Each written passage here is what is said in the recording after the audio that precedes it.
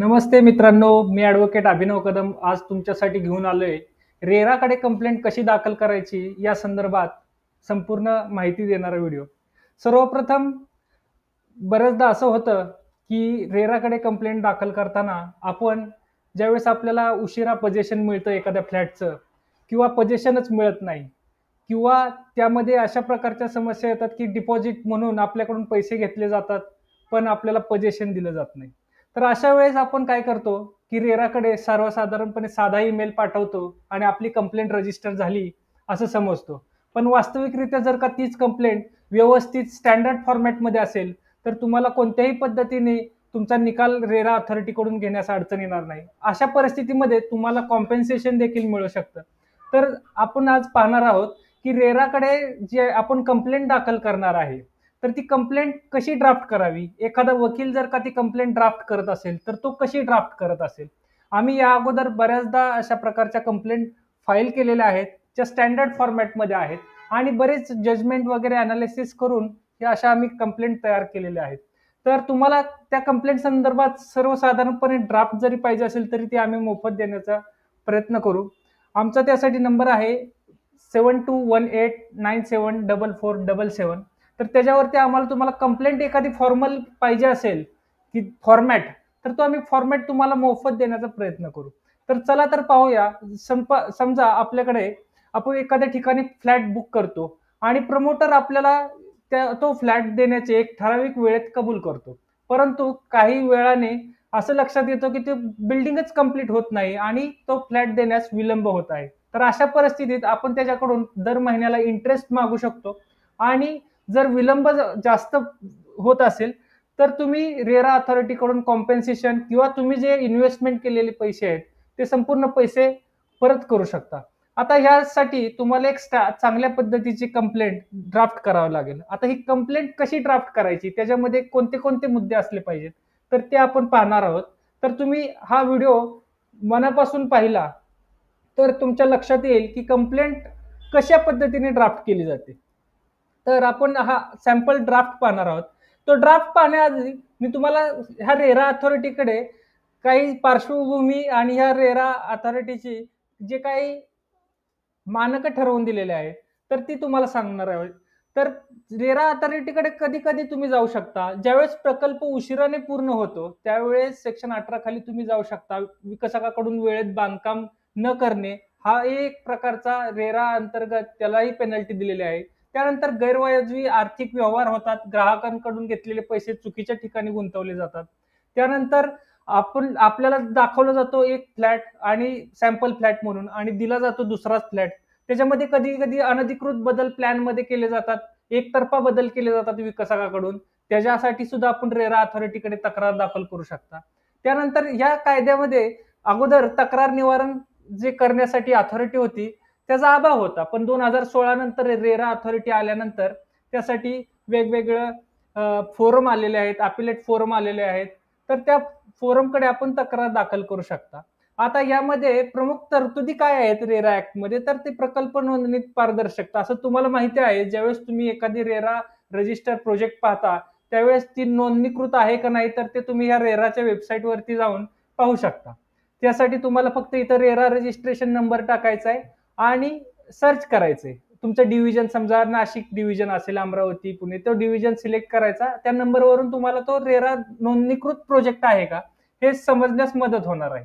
त्याच्यानंतर हा रेरा नोंदणी बंधनकारक आहेत का, तर 2016 नंतर कोणतेही प्रोजेक्ट जे 500 चौरस मीटर किंवा 8 फ्लॅटपेक्षा जास्त जर अपार्टमेंट असेल फ्लॅटची, तर त्याच्यासाठी रेरा नोंदणी बंधनकारक आहे.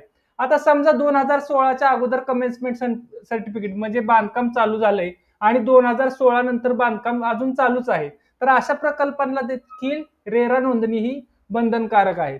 आता प्रकल्पासंदर्भात सर्व माहिती सार्वजनिकरित्या वेबसाईटवर अपलोड करणं हे त्या विकसकावर बंधनकारक आहे. म्हणजे तो तुम्हाला त्या कोणतीही माहिती लपवू शकत नाही. समजा एखादा त्यांनी लोन घेतला असेल प्रोजेक्टवरती, तर ती सुद्धा माहिती त्या रेरा वेबसाईटवर समजा एखादा सॅम्पल ड्राफ्ट असेल त्यांच्या रेरा अग्रीमेंटचा ड्राफ्ट असेल, तर तो देखील त्या वेबसाईटवरती त्या विकसकाने अपलोड करणं हे त्याच्यावरती बंधनकारक आहे. तसंच अजून काय त्यांनी विकसकाने अपलोड करायचंय, तर त्या संदर्भात आपण पाहणार आहोत. तर यासाठी वेगवेगळे जे लेआउट्स वगैरे असतात, आर्थिक तपशील असतो, प्रकल्पाची सद्यस्थिती काय आहे तर ती ग्राहकांकरता खुली करणं हे विकसकावर बंधनकारक आहे. आणि समजा आता एखादा प्रकल्प वेळेत विकसक पूर्ण करू शकला नाही, तर त्याला त्यासाठी एक्सटेन्शन घ्यायचं असेल, तर 70% ग्राहकांची म्हणजे 2/3 ग्राहकांची त्याच्यासाठी त्यांनी मंजुरी घेतली आहे का? आता त्याच्यामध्ये पूर्वी काय व्हायचं, की विकसक वेगवेगळ्या प्रकारे तुमच्याकडून बुकिंगचे पैसे घ्यायचा आणि तो वेगवेगळ्या त्याच्या साईटमध्ये गुंतवायचा. आता यासाठी सेक्शन 4(2) प्रमाणे तुम्हाला 70% ग्राहकांकडून जे पैसे मिळाले ते एस्क्रो अकाउंट, हे रेराचं एक अकाउंट तुम्हाला त्या ठराविक रेरा अथॉरिटीने मंजूर केलेली बँक आहे त्या बँकेतच ठेवायचा आहे आणि तो अकाउंट तुमच्या प्रकल्पासाठीच खर्च करायचा आहे. दुसऱ्या कोणत्याही बाबीसाठी त्या तुमच्या पैशाचा खर्च त्यांनी करायचा नाही. आता विकसकां आपल्याशी जे अटी करतो त्याला तुम्हाला काय संरक्षण दिले आणि कोणत्या कोणत्या संरक्षणास तुम्ही पात्र आहात. तर विकसक हा एकतर्फी जो तुमचा करार आहे अग्रीमेंट टू सेल वगैरे, तर तो एकतर्फी करून त्याच्यामध्ये बदल करण्याचा अधिकार त्याला नाही. त्यानंतर ग्राहकांची प्रकल्पाला परवानगी असल्याशिवाय तो 2/3 परवानगीशिवाय कोणत्याही हस्तांतरास म्हणजे तुमच्या संमतीशिवाय तो हस्तांतरित करू शकत नाही. आणि जर तो प्रकल्प निर्धारित वेळेत पूर्ण केला नाही तर तुम्हाला व्याजासहित नुकसान भरपाई देण्याचा जो अधिकार आहे, तुम्हाला ती नुकसान भरपाई मागण्याचा जो अधिकार आहे ती रेरा अथॉरिटीने दिलेली आहे. त्यासाठी तुम्हाला रेरा अथॉरिटीकडे कंप्लेंट दाखल करावी लागते. आता त्यासाठी काय आहे संस्थात्मक यंत्रणा, तर राज्यस्तरीय रिअल इस्टेट नियामक प्राधिकरण जी रेरा अथॉरिटी जी पहिल्यांदा सेक्शन 30 अंतर्गत तुमच्यासाठी उपलब्ध करून दिली आणि त्याच्यानंतरची जी अथॉरिटी ती अपेलेट ट्रिब्युनल आहे. म्हणजे जर रेरा अथॉरिटीने एखादा निर्णय चुकीचा दिला तर त्याच्या विरुद्ध अपील करण्यासाठी एक स्वतंत्र यंत्रणा ही उपलब्ध करून दिलेली आहे.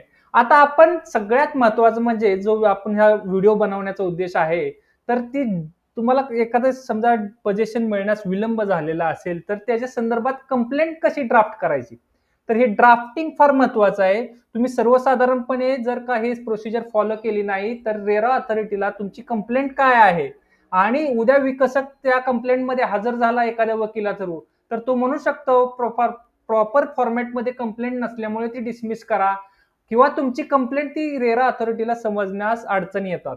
तर यासाठी तुम्हाला रेरा कंप्लेंट ही स्टँडर्ड फॉर्मॅटमध्ये असणं गरजेचं आहे आणि त्यासाठीही आता तुम्हाला मी फॉर्मॅट दाखवणार आहे. तर त्यासाठी तुम्ही सर्वप्रथम वरती लिहायचं आहे before the real estate regulatory authority आणि इथं तुम्ही जर महाराष्ट्रामध्ये असाल तर मुंबई लिहायचंय आणि जर बाहेरच्या राज्यात असाल तर बाहेरच्या राज्यात जी कोणती अथॉरिटी आहे राज्याचं नाव इथे लिहायचं आहे.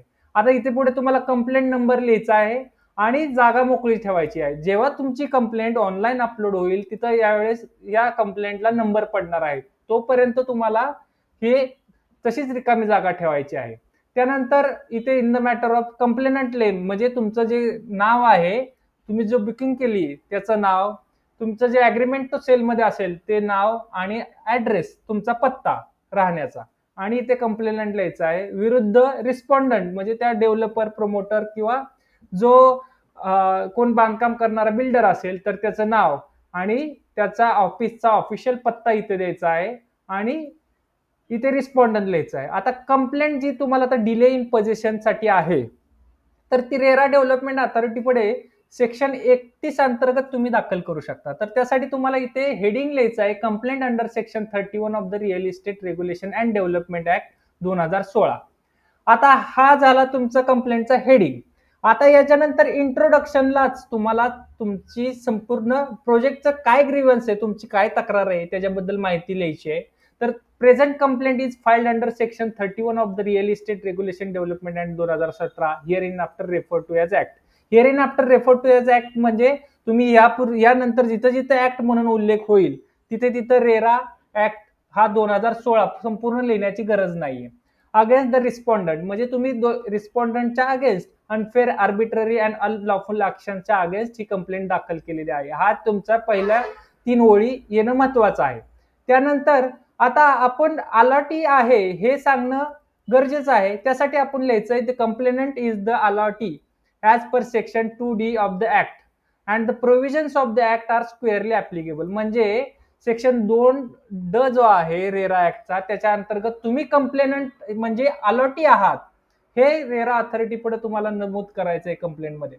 त्यानंतर तुमचा आता मेन ग्रीव्हन्स काय आहे, तुमची मेन तक्रार काय आहे, तर respondent has failed to complete construction and deliver possession to the allotted unit to the complainant within agreed upon time frame. म्हणजे तुम्हाला जे अग्रीमेंट मध्ये टाइम दिलेला आहे त्याच्या टाइम मध्ये त्यांनी तुम्हाला पोझिशन द्यायला उशीर केलेला आहे म्हणून ही कंप्लेंट दाखल केलेली आहे. Violating the terms of the allotment letter agreement, engaging restrictive trade practices as detail below. तर हे झालं तुमचं इंट्रोडक्शन. आता इंट्रोडक्शन झाल्यानंतर आता रिस्पॉन्डंटचं बॅकग्राऊंड लिहिणं गरजेचं आहे. रिस्पॉन्डंटचं बॅकग्राऊंड काय असणार आहे, तर the respondent is the real estate developer engage in the business of developing, constructing and selling residential commercial project.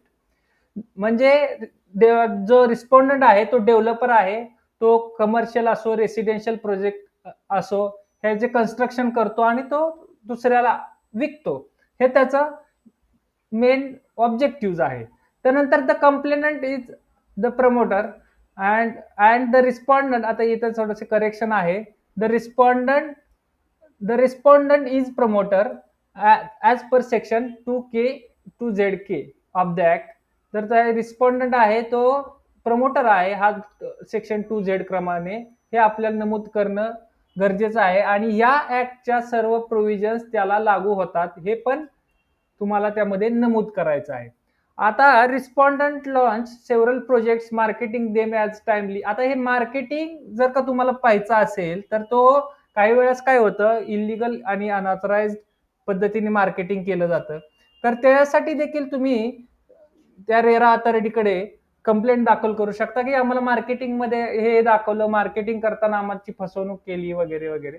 तर त्यासाठी तो आपलं सर्वसाधारणपणे हा पॅरा लिहायचा की respondent launch several project marketing them as timely and reliable investment but has defaulted on project completion causing significant financial and emotional distress to numerous investors contradicting the spirit of section 34F of the RERA act. आता हे झाल्यानंतर तुम्हाला तुमचे particulars द्यायचे. Particulars म्हणजे काय असणार आहे, तर तुमचं नाव काय आहे, तुमचा ऍड्रेस काय आहे, तर हे कंप्लेनंटचे पर्टिक्युलर्स हे महत्वाचे आहेत. त्यानंतर रिस्पॉन्डंटचे पर्टिक्युलर्स हे सगळ्यात महत्वाचं आहे. आता हे पर्टिक्युलर्स तुम्हाला कुठे मिळतील, तर साहजिकच आहे तुम्ही ज्यावेळेस रेरा वेबसाईट वरती जाल त्यावरती तुम्हाला नक्कीच त्याचे पर्टिक्युलर्स वगैरे इथे रेराचे तुम्ही प्रोजेक्ट नंबर टाकल्यानंतर जे काही येईल तर त्याच्यामध्ये त्याचे प्रमोटरचे पर्टिक्युलर्स त्यांनी फुलफिल केलेले असतात. तर ते पर्टिक्युलर्स त्याच्यातनं रेरा वेबसाईटवरून पाहून तुम्ही यामध्ये फिल करू शकता. तर ह्याच्यामध्ये काय असणार आहे, तर डेव्हलपर कंपनीचं जे नाव आहे तर ते नाव पहिल्यांदा लिहायचं आहे. त्यानंतर डेव्हलपरचा रजिस्टर ऍड्रेस जो असेल तो एकदा लिहायचा आहे. त्यानंतर प्रोजेक्टचा डिटेल ऍड्रेस असेल तर प्रोजेक्टचा ऍड्रेस कोणत्या ठिकाणी प्रोजेक्ट आहे तो लिहायचा आहे. त्यानंतर RERA registration number if applicable, जर रेरा रजिस्टर असेल तर रेरा रजिस्टर, नसेल तरी आता तुम्ही रेराकडे तक्रार करू शकता. जर 2016 नंतर तुमचं आधी सांगितल्याप्रमाणे 500 स्क्वेअर फूटच्या पेक्षा जास्त जागा असेल किंवा 8 फ्लॅटच्या वरती जर का तुमची साईट असेल तर रेरा रजिस्ट्रेशन नंबर कंपल्सरी आहे. पण तरी देखील नसेल आणि तुमच्या जर तक्रार असेल तरी तुम्ही रेरा अथॉरिटीकडे तक्रार दाखल करू शकता. आता त्यानंतर प्रोजेक्टचे डिटेल्स तुम्हाला द्यायचे. तर तिथे काय आहे तुमच्या प्रोजेक्टचे डिटेल्स असणार. The respondent launch a project named, तिथं प्रोजेक्टचं नाव लिहायचंय. Hereinafter referred as project making a false and misleading promises regarding its completion date despite assurances the respondent has failed to deliver the project as per the commitments made to the complainant and other buyers. म्हणजे तुम्हाला त्यांनी एक commitment दिली होती या तारखेला आम्ही तुम्हाला पोझिशन देऊ, पण ती पोझिशन त्यांनी फुलफिल केली नाही हे सांगण्यासाठी तुम्हाला प्रोजेक्टचे डिटेल्स हे तिथे फुलफिल करावं लागतील. आता यानंतर सगळ्यात महत्वाचं तुमच्या केसची फॅक्ट सर्वसाधारणपणे काय असू शकते हे आपल्या ड्राफ्ट मध्ये लिहायचंय.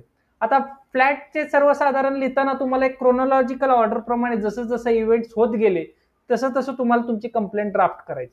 तर फॅक्ट्स मध्ये पहिले काय येणार, fact the complainant booked a unit in the respondent project, तिथं प्रोजेक्टचं नाव येणार विथ कस्टमर ID म्हणजे तो कस्टमर आयडी जो असेल प्रोजेक्टचा येणार, आणि डेट ऑफ बुकिंग ही तुम्हाला डेट ऑफ बुकिंग ज्यावेळेस तुम्ही बुकिंग करणार त्याची तारीख तुम्हाला लिहायची आहे. त्यानंतर जे काही तुमचं अलॉटमेंट लेटर आहे त्याची डेट वगैरे तुम्हाला कशी मेन्शन करायची तो सेकंड पॅरा येणार. The respondent vide allotment letter dated so and so, म्हणजे इथे अलॉटमेंट लेटरची डेट, अलॉटेड म्हणजे तुम्हाला तर अलॉट केलाय अपार्टमेंट, आता इथे तुम्हाला फ्लॅट नंबर जो असेल तुमचा अलॉटमेंट लेटरमध्ये तो नमूद करायचा आहे.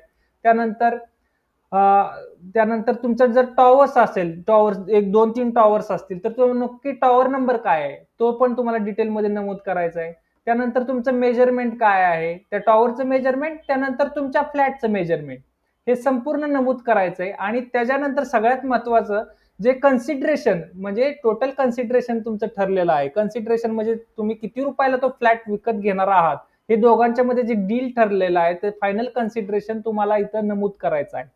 एकदा त्याच्याबरोबर टोटल कन्सिडरेशन आणि त्याच्याबरोबर टॅक्सेस. आता टॅक्सेस मध्ये सुद्धा आत्ताच 2 दिवसापूर्वी एक अपिलेट अथॉरिटीचं जजमेंट आलंय की तुम्ही टॅक्सेस सुद्धा रिक्लेम करू शकता, म्हणजे जीएसटी तुमचा गेलेला असेल किंवा अदर टॅक्सेस कुठले कट करून घेतलेले असतील बिल्डर प्रमोटरनी, तर ते टॅक्सेस सुद्धा तुम्हाला मागायचे अधिकार या नवीन अपिलेट अथॉरिटीच्या जजमेंटमध्ये त्यांनी तसे टॅक्सेस सुद्धा परत रिएम्बर्स करण्याचे आदेश दिलेले आहेत. आता ह्यासाठी तुमच्याकडे जे तुम्ही अलॉटमेंट लेटर अपलोड करणार आहेत नंतर, तर त्याला अनेक्चर ए दिलेला आहे, तर तुम्ही a copy of the allotment letter is attached at annexure A हे त्याच्याबरोबर लिहायचं आहे ह्या पॅराग्राफ बरोबर. की आता ह्या तुम्ही अलॉटमेंट लेटरनुसारच हा पॅराग्राफ सेकंड पॅराग्राफ ड्राफ्ट केलाय, तर तुम्हाला हे कंपल्सरी लिहायचंय की copy of the allotment letter is attached at annexure A. Annexure A म्हणजे जसं आपण एक्झिबिट्स असतात, अनेक्चर असतात, तसं जसं तुमचा पुरावा असेल तर पुरावा आपण समजूया, पुरावा ए नंबरचा पुरावा हा हा अलॉटमेंट लेटर आहे. आता त्याच्यानंतर पेमेंट डिटेल्स, बट ऑब्विसली ज्यावेळेस तुम्हाला अलॉटमेंट लेटर दिलं जातं त्यानंतर तुमचे पेमेंट डिटेल्स तुम्ही जसं जसं पेमेंट केलेलं असेल तसं तुम्हाला पेमेंट. आता पेमेंट डिटेल देताना तुम्हाला इन्स्टॉलमेंट नंबर म्हणजे पहिली इन्स्टॉलमेंट, दुसरी इन्स्टॉलमेंट, तिसरी इन्स्टॉलमेंट जी काय असेल ती, डेट ऑफ पेमेंट, तुम्ही पहिलं इन्स्टॉलमेंट किती तारखेला दिलंय त्याची इथं डेट लिहिणं महत्वाचं आहे. त्यानंतर अमाऊंट पेड, तुम्ही किती रुपये अमाऊंट पेड केली.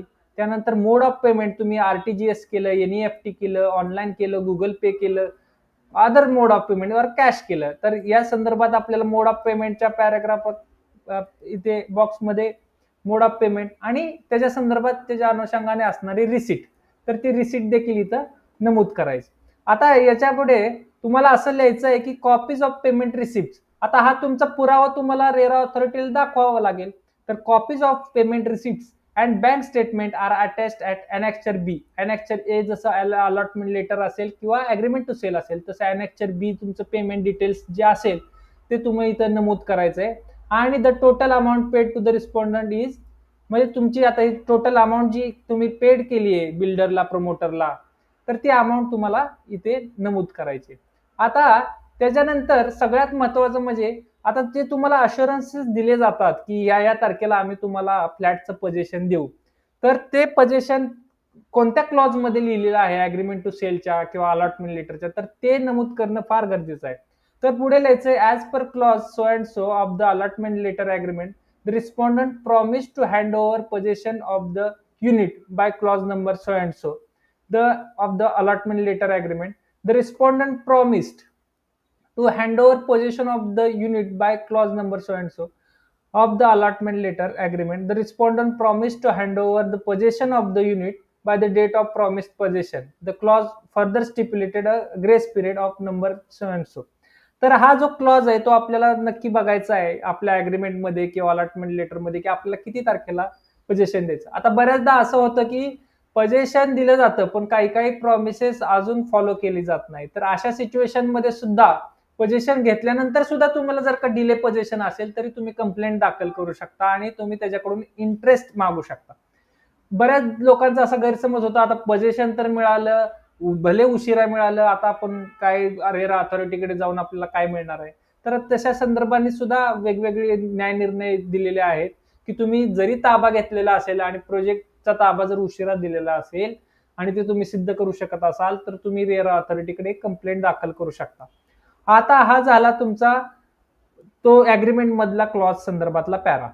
आता आपण यापुढे म्हणू शकतो की despite repeated follow-ups and communication. आता याच्यानंतर तुम्ही त्याच्याशी फॉलोअप घेतला, ईमेल्स पाठवले असतील, काही पत्रव्यवहार केला असेल, कधी कधी लिगल नोटिसेस पाठवले जातात की तुम्ही आमचा ताबा कधी देणार आहात, तुम्ही ह्या तारखेला आम्हाला फ्लॅटचा ताबा देतो असं अग्रीमेंट मध्ये कबूल केलेलं आहे आणि अजूनही तुमची बिल्डिंग अंडर कन्स्ट्रक्शन आहे, त्या संदर्भात तुम्ही जे ईमेल करस्पॉन्डन्स केलेले असतात तर ते करस्पॉन्डन्स तुम्हाला इथे लिहायचे आहेत. Despite repeated follow-ups and communication, copies attached as annexure see the respondent. म्हणजे आता हे कम्युनिकेशन तुम्हाला अनेक्सर सी म्हणजे तुम्हाला जे करस्पॉन्डन्स झाले असतील, ईमेलच्या प्रिंटआउट्स असतील, काय असतील तुमच्या ज्या बिल्डर प्रमोटर्सशी झालेले असतील, तर ते अनेक्सर सी इथे तुम्ही नमूद करायचं आहे.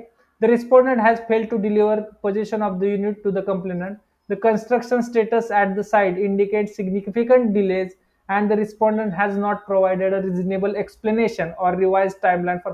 त्यांनी आपल्याला रिझनेबल एक्सप्लेनेशन दिलं नाही आणि रिवाइज टाइमलाईन टाइम फ्रेम पण काही दिलेले नाही. तर अशा अनुषंगाने हा अनेक्सर सी जे तुमचं कम्युनिकेशन आहे त्या संदर्भात तुम्हाला हा पॅराग्राफ लिहायचा आहे. आता त्या पुढे तुम्ही असंही नमूद करू शकता, the complainant has continuously contacted the respondent for the updates on the construction and possession of the unit. However, the respondent and its officials have deliberately avoided the complainant's queries and have failed to provide any satisfactory resolution. हा common para असतो. The respondent has failed to provide any solutions to the complainant's repeated request. म्हणजे तुम्ही इतक्या repeated request केला पण त्याच्यानंतर कोणतंही त्यांनी सोल्युशन प्रोव्हाइड केलं नाही आपल्या क्वेरीजला आणि इग्नोर केले आपले कन्सर्न्स. तर त्या अनुषंगाने देखील आपल्याला हा पॅराग्राफ लिहायचा आहे. आता त्यानंतर आपण जर त्या कंप्लेनंटला व्हिजिट केली असेल आणि आपल्याला असं निदर्शनास आलं असेल की अजून कन्स्ट्रक्शन चालूच आहे, टाइम तर निघून गेलेला आहे पोझिशन ऍक्च्युअल देण्याचा, तर त्या अनुषंगाने आपल्याला हा पॅराग्राफ लिहायचा आहे. The complainant has visited the project site on numerous occasions to access the construction project. It is shocking that even after substantial investment, the construction of the building is significantly delayed. याच्यामध्ये तुमच्या प्रत्येकाच्या प्रकरणानुसार तुम्ही याच्यामध्ये details पण टाकू शकता, कधी visit दिली, कधी पत्रव्यवहार केला, काय. तर त्या अनुषंगाने तुम्ही तुमचा ड्राफ्ट अजून क्लिअर करू शकता. त्यानंतर तुम्ही respondent made a false and misleading statement regarding the progress of the. कधी कधी आपल्याला असं सांगितलं जातं की 90% प्रोजेक्ट झालेला असतो, फक्त 50%, 70%. तर अशा अनुषंगाने जरी त्यांनी फॉल्स काही आपल्याला माहिती पुरवली असेल तर तुम्ही त्या अनुषंगाने हा पॅराग्राफ टाकू शकता. आता आपल्याला पुढे सगळ्यात महत्वाचं ग्राउंड्स काय असणार आहेत. आता समजा तुमच्याकडून बुकिंग अमाऊंट घेतलेली असेल आणि तुम्हाला ती बुकिंग अमाऊंट परत दिली जात नसेल किंवा बुकिंग अमाऊंट ही टोटल कन्सिडरेशनच्या 10% पेक्षा जास्त घेतलेली असेल, अशा पद्धतीत ग्राउंड्स हे चेंज होतील. तर इथे ते येईल की बुकिंग अमाऊंट आम्हाला दिलेली नाही. आता आपली ही कंप्लेंट स्पेसिफिकली आपण शॉर्ट मध्ये समजून घेण्यासाठी डिले इन पोझेशन, तुम्हाला तुमच्या फ्लॅटचा ताबा उशिरा देण्यासाठीची ही कंप्लेंट आहे.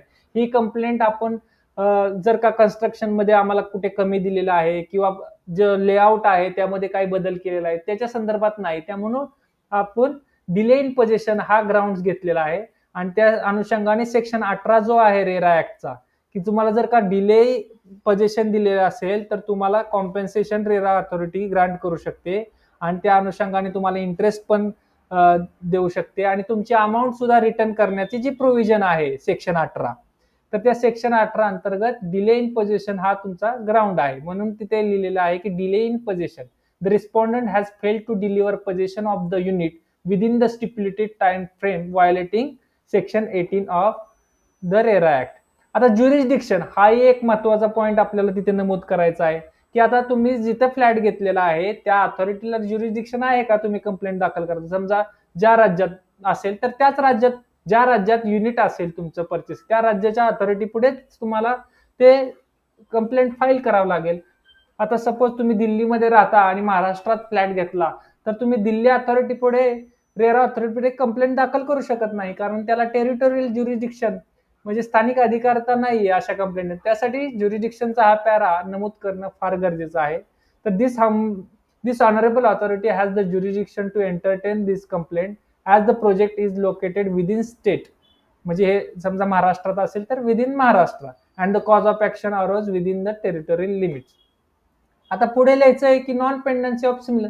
आता कधी कधी काय होतं की तुम्ही सिमिलर मॅटर कंझ्युमर कोर्ट पर्यंत दाखल करू शकता किंवा दुसऱ्या कुठे कोर्टात केस या अनुषंगाने दाखल केली असेल तर ते नमूद करायचंय. आणि जर नसेल तर non pendency of the similar matter, the complainant डिक्लेअर्स that the matter of this complaint is not pending before any other court of law authority और ट्रिब्युनल. या अनुषंगाने हा पॅराग्राफ तुम्हाला टाकायचा आहे.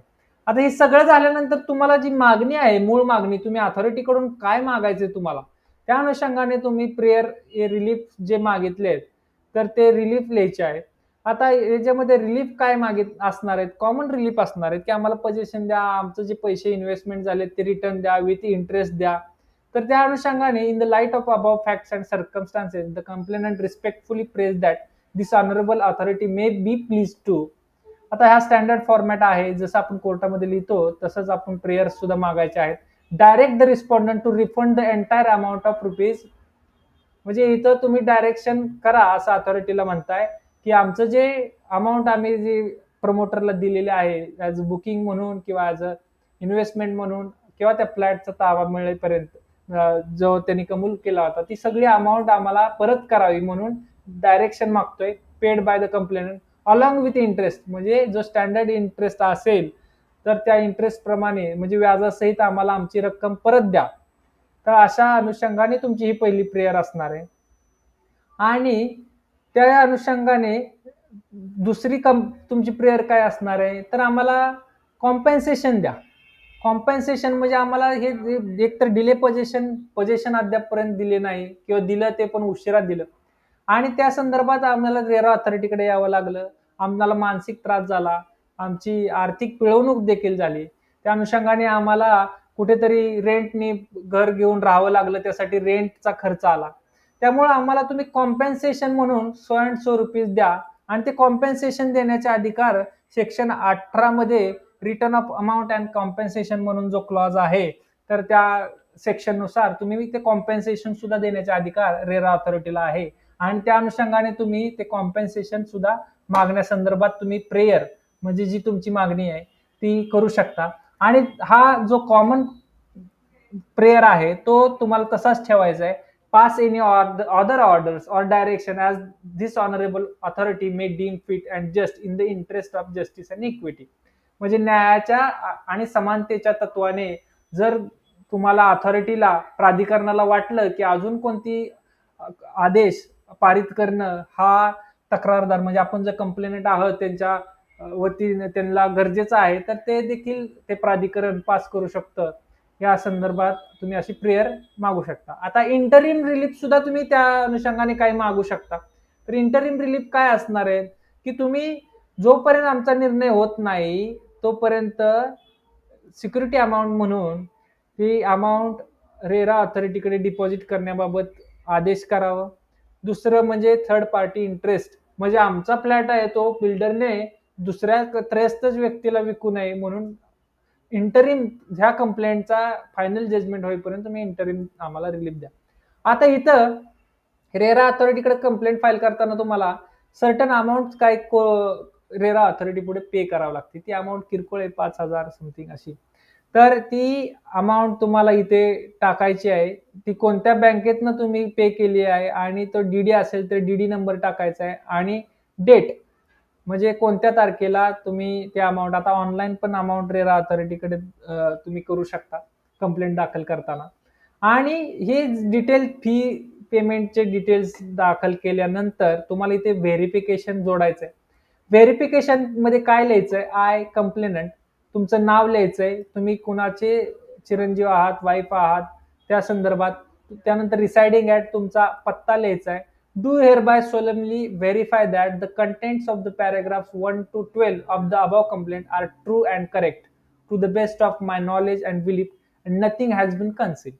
त्या अनुषंगाने तुम्ही लिहायचंय की 1 ते 12 जो पॅराग्राफ आहे तो खरा आणि बरोबर आहे आणि माझ्या माहितीप्रमाणे खरा असून त्याच्यामध्ये आम्ही कोणतीही माहिती लपवून ठेवलेली नाही. इथे तुमचं नाव आणि साइन येणार आहे, सिग्नेचर. आणि या झाल्यानंतर तुम्हाला लिस्ट ऑफ इन्क्लोजर यासाठी तुम्ही सेपरेट लिस्ट ऑफ डॉक्युमेंट्स किंवा तुम्ही जे काही तुमचे अनेक्स्चर आपण जे पाहिले ABC, म्हणजे ए म्हणजे काय असणार आहे, अलॉटमेंट लेटर असेल, अग्रीमेंट टू सेल असेल. बी म्हणजे काय असणार आहे, कॉपीज ऑफ पेमेंट रिसिप्ट, म्हणजे तुम्ही जे पेमेंट पेड केलं आहे डेव्हलपर प्रमोटरला तर त्याचं स्टेटमेंट्स जे असेल ते कलेक्टिव्हली बी. आणि सी मध्ये काय आहे, तर तुम्ही कम्युनिकेशन केलं की आमचं पोझिशन द्या वेळेत आम्हाला, या संदर्भात जे ईमेल्स असतील, व्हॉट्सअप कम्युनिकेशन असेल किंवा इतर लीगल नोटीस असेल, त्या अनुषंगाने अनेक्स्चर सी तुम्हाला दाखल करायची. तर मित्रांनो, अशा पद्धतीने जर तुम्ही कंप्लेंट दाखल केली तर ती कंप्लेंट समजण्यास आणि त्या अनुषंगाने त्यावर निर्णय देण्यास रेरा अथॉरिटीला सोपं जाणार आहे. त्यामुळं तुम्ही जस्ट कॅज्युअली कंप्लेंट दाखल करून तुमचे जे हक्काचे पैसे आहेत, तुम्हाला जे हक्काने मिळणारं कॉम्पेन्सेशन आहे, तर ते कॉम्पेन्सेशन मिळण्यापासून वंचित राहू शकता. तर तुम्हाला ते ड्राफ्ट करताना काही सॅम्पल ड्राफ्ट पाहिजे असेल तर ते आम्हाला या व्हिडिओच्या खाली जे डिस्क्रिप्शन दिलेलं आहे त्याच्यामध्ये माझा नंबर दिलेला आहे, त्यावरती तुम्ही कॉल करा. तुम्हाला मोफत असा ड्राफ्ट जर असेल शक्य तर देऊ शकतो. आणि त्याच अनुषंगाने तुमचे जर का केसेस तुम्हाला काही लीगल गायडन्स असेल तर त्यासाठी आम्ही गायडन्स देखील करू. तर तुम्हाला एक सॅम्पल ड्राफ्ट, म्हणजे तुम्ही तुमचं प्रकरण वेगळं असेल तर तुम्हाला एक प्रोफेशनल ॲडव्होकेट करूनच ड्राफ्ट करून घ्या. पण तुम्हाला जर का स्वतःला ते केस ड्राफ्ट करता येत असेल तर तुम्हाला तो सॅम्पल ड्राफ्ट आम्ही देऊ. त्या अनुषंगाने तुम्ही ह्या इथं फिल इन द ब्लँक्स करा आणि तुमचं जसं प्रकरण असेल, समजा डिले इन पोझिशन असेल तर डिले इन पोझिशनसाठी, समजा जर का लेआउटमध्ये चेंज केलेला असेल तर लेआउटमध्ये चेंज केलेला असेल त्या संदर्भातली वेगळी कंप्लेंट, त्यासाठी ही वेगळी कंप्लेंट असते. ती सेक्शन 18 तिथं येणार नाही, तिथं सेक्शन दुसरा येईल, चेंज होईल. त्यानंतर समजा 10% पेक्षा जास्त ऍडव्हान्स बुकिंग अमाऊंट घेतलेली असेल कन्सिडरेशनच्या, तर तिथे सेक्शन चेंज होईल, तिथं सेक्शन 13 येईल. कारण ते सेक्शन 13 काय म्हणतो की no deposit or advance to be taken by promoter without first entering into agreement to sell. तर असे तुमचे वेगवेगळे जे फ्लॅट संदर्भात जे तक्रारी असतील त्यासाठी वेगवेगळ्या कंप्लेंट्स असतील, त्याच्यासाठी स्ट्रक्चर वेगवेगळं असेल, तर तुम्ही आमच्याशी संपर्क साधू शकता. आणि ही कंप्लेंट तुम्ही पुन्हा एकदा व्हिडिओ पहा, कंप्लेंट कशा पद्धतीने ड्राफ्ट करायची हे समजून घ्या आणि स्टँडर्ड फॉर्मॅटमध्ये कंप्लेंट झाल्यानंतर त्याची PDF बनवा आणि ती रेरा वेबसाईटवरती अपलोड करा.